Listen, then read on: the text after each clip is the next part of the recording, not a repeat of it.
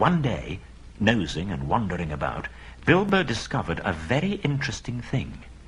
The great gates were not the only entrance to the caves. A stream flowed under part of the lower palace and joined the forest river some way further east. Where this underground watercourse came out, there was a water gate. A portcullis could be dropped right to the bed of the river to prevent anyone coming in or out that way. But the portcullis was often open, for a good deal of traffic went out and in by the water gate. At one point, where it passed under the caves, the roof had been cut away and covered with great oaken trapdoors. These opened upwards into the king's cellars.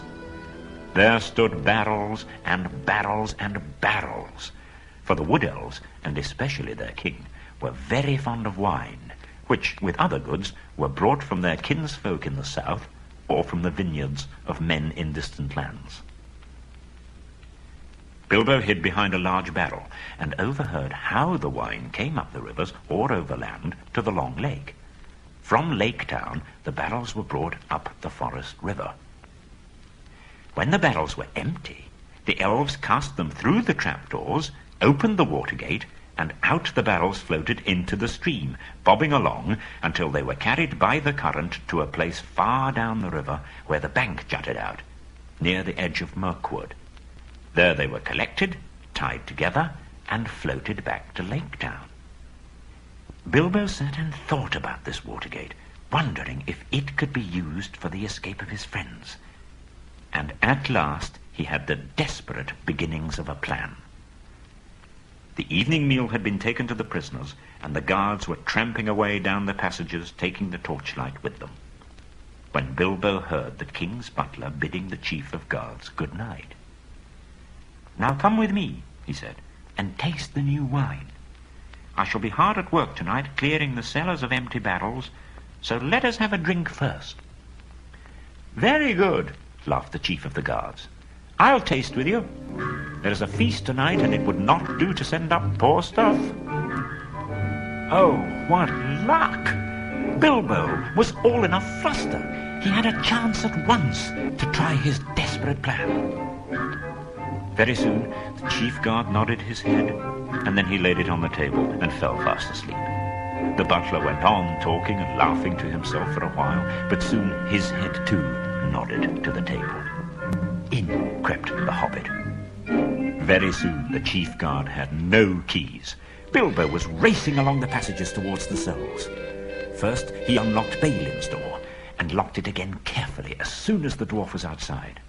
Balin was most surprised and wanted to stop and ask questions. "No time now," said the hobbit. "You just follow me. We must all escape together, and this is our last chance." Then off he went from door to door until his following had grown to 12, none of them too nimble in the dark. At last they came to Thorin's dungeon, far down in a deep place, and fortunately not far from the cellars. "Upon my word," said Thorin, "Gandalf spoke true, as usual. A pretty fine burglar you make, it seems, when the time comes. But what next?" Bilbo saw that he must explain his idea as far as he could, but he did not feel at all sure how the dwarves would take it. His fears were quite justified, for they did not like it a bit, and started grumbling loudly in spite of their danger. "Very well," said Bilbo, downcast, and also rather annoyed. "Come along back to your nice cells, and I will lock you all in again, and you can sit down there comfortably and think of a better plan. But I don't suppose I shall ever get hold of the keys again, even if I feel inclined to try." They calmed down straight away and followed the hobbit. Down into the lowest cellars they crept, passing the door through which the chief guard and the butler could be seen still happily snoring. Bilbo was told off to watch the guard and the butler and give warning if they stirred. The rest went into the next cellar with the trapdoors. There was little time to lose. Bilbo knew before long that elves were under orders to come down and help the butler get the empty barrels through the doors into the stream. They soon found 13, with room enough for a dwarf in each.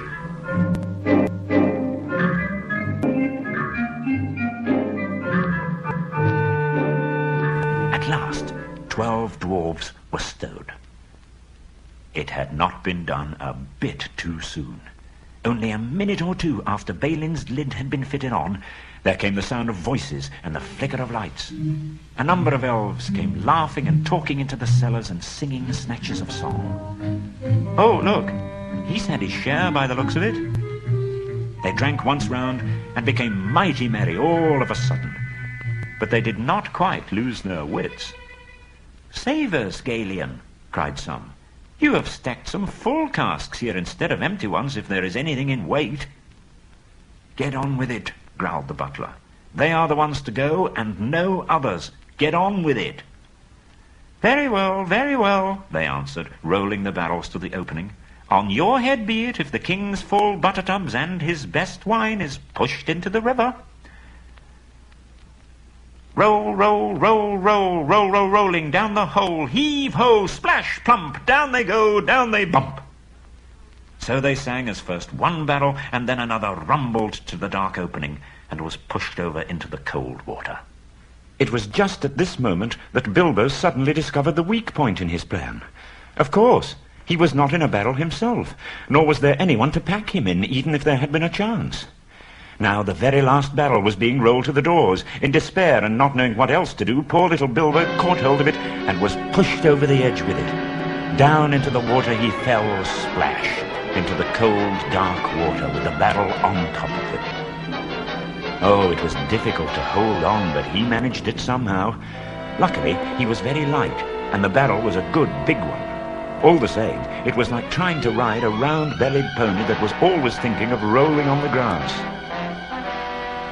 In this way at last, Mr. Baggins came to a place where the trees on either side grew thinner. The dark river opened wide and joined the main water of the forest river. On the shallow shore, most of the barrels ran aground, though a few went on to bump against the stony pier.